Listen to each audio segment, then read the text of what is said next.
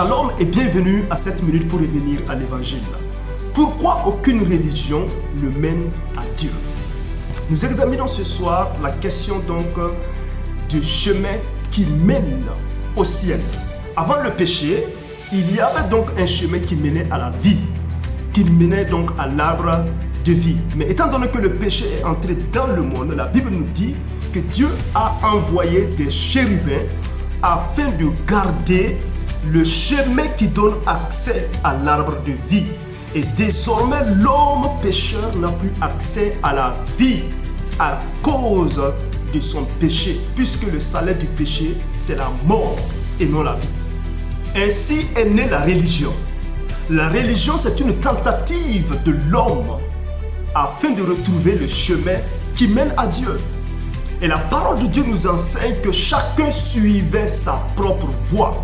Ésaïe 53, le verset 6. Malheureusement, la Bible dit encore que une voie, un chemin paraît droit aux yeux de l'homme, mais son issue n'est pas la vie, mais la mort. Proverbe 16, le verset 25. C'est alors que beaucoup de religions sont nées de l'imagination de l'homme visant à retrouver le chemin perdu, la vie perdue. Et nous comptons dans le monde plus de 10 000 religions. Chaque religion espérant retrouver la vie, le chemin qui mène à la vie éternelle. Et nous avons dans le monde plus de 10 000 religions. Toutes ces religions sont basées sur un système du salut méritoire, du salut basé sur les œuvres. L'homme cherchant à retrouver le chemin perdu qui mène à la vie éternelle. Malheureusement, tous ces efforts sont vains. C'est par tâtonnement d'ailleurs que l'homme cherche à retrouver le vrai chemin qui mène à Dieu. Et ce que la Bible dit dans Actes 17, verset 27, que les hommes ont cherché Dieu par tâtonnement. Malheureusement, ils n'ont pas pu trouver Dieu dans la sagesse philosophique ou dans la sagesse religieuse que l'homme s'est inventée. Et puisque Dieu ne se trouve pas dans le tâtonnement religieux, il a fallu que Dieu lui-même vienne vers les hommes perdus. Et il l'a fait. Il a promis dans Ésaïe 35, le verset 4, que lui-même viendra sauver l'homme. L'Éternel lui-même viendra nous sauver. Et l'Éternel est venu nous sauver. En la personne de qui? En la personne de Yeshua, qui veut dire Yahvé sauve ou Dieu sauve. Dieu lui-même est venu. Et c'est exactement du reste le nom de Jésus en français.